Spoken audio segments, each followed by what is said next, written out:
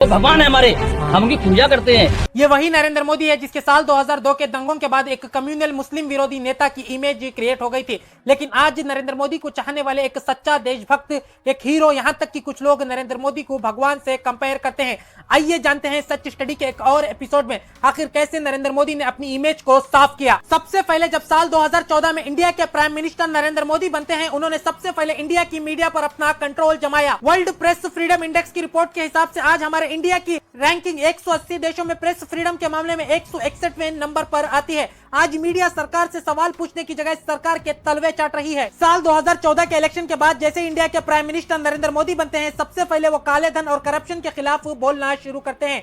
Media भी उनकी image को एक हीरो की तरह रिप्रेजेंट करता है। लेकिन आज की डेट में रियलिटी यह है कि 25 ऐसे अपोजिशन पॉलिटिकल पार्टीज के लीडर्स जो बीजेपी के अंदर शामिल हुए, जिनके ऊपर करप्शन के चार्जेस लगे हुए थे, जिनमें से 23 के मामलों को आज रफा दफा कर दिया गया है। जैसे ही नरेंद्र मोदी की इमेज एक करप्शन विरोधी नेता की क्रिएट हो गई, नरेंद्र मोदी ने अगला स्टेप उठाया पूरे देश में नोटबंदी कर। जब नोटबंदी भी बैकफायर करने लगी तो नरेंद्र मोदी ने अपनी 90 साल की बुजुर्ग मां को लाइन में खड़ा कर दिया। हालांकि नरेंद्र मोदी की पूरी फैमिली मौजूद है। नरेंद्र मोदी को मिलाकर नरेंद्र मोदी के 6 भाई बहन हैं। वो उन लोगों को भी लाइन में खड़ा कर सकते थे, लेकिन इसके बावजूद भी उन्होंने अपनी 90 साल की बुजुर्ग मां को लाइन में खड़ा किया। इंडिया के इतिहास का सबसे ज्यादा खराब फैसलों में से एक फैसला था नोटबंदी का। नोटबंदी के बाद नरेंद्र मोदी की सरकार ने एक अगला स्टेप उठाया, पूरे देश में जीएसटी लागू कर। जनता ने भी इसे इसलिए सपोर्ट किया क्योंकि जनता को लगता था कि अगर सरकार के पास टैक्स के ज्यादा पैसे जाएंगे तो इसका डायरेक्टली जनता को ही फायदा पहुंचेगा। लेकिन गलत तरीके से जीएसटी लागू करने की वजह से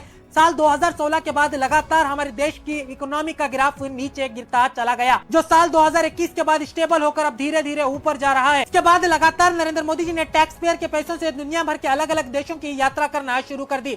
इसे कुछ इस तरीके से रिप्रेजेंट किया गया कि नरेंद्र मोदी जी इंडिया का इंटरनेशनल डंका बजा रहे हैं, देश को विश्व गुरु बना रहे हैं। हालांकि आज की डेट में रियलिटी यह है कि जब से इंडिया को आजादी मिली तब से 13 अलग अलग प्राइम मिनिस्टर्स ने करीब 55 लाख करोड़ रुपए का कर्जा लिया था। अकेले नरेंद्र मोदी जी ने इस कर्जे को करीब 205 लाख करोड़ तक पहुंचा दिया है। ओवरऑल अब तक नरेंद्र मोदी जी की इमेज एक अच्छे नेता की बन चुकी थी। अब बारी थी उनको हीरो बनाने की। हीरो बनाने के लिए उन्होंने एक अलग निंजा टेक्निक का इस्तेमाल किया।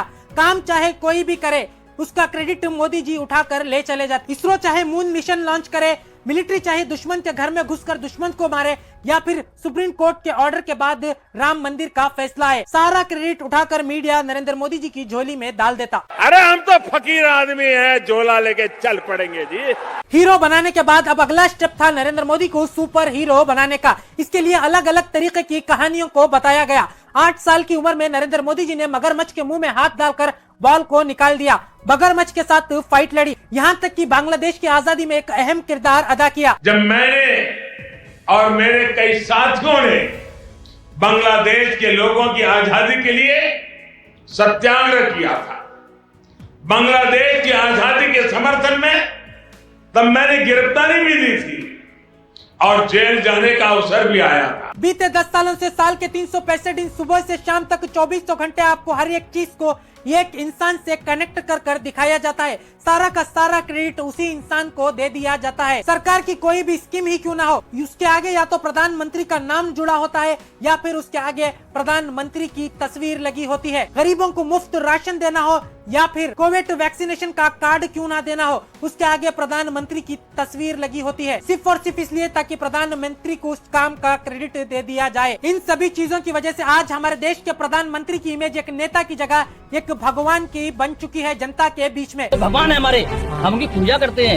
एक बार डॉक्टर बाबा साहब अम्बेडकर ने कहा था कि जनता अगर नेता से सवाल पूछने की जगह नेता की भक्ति करने लगती है तो देश डिक्टेटरशिप की तरफ चला जाता है। दोस्तों, ये तो थी नरेंद्र मोदी की पूरी जर्नी, एक इंसान से भगवान बनने की। अगर आपको हमारा वीडियो पसंद आया है तो आप हमारे चैनल सच स्टडी को सब्सक्राइब करें, वीडियो को लाइक करें, कमेंट करें और ज्यादा से ज्यादा लोगों तक शेयर करना ना भूलें।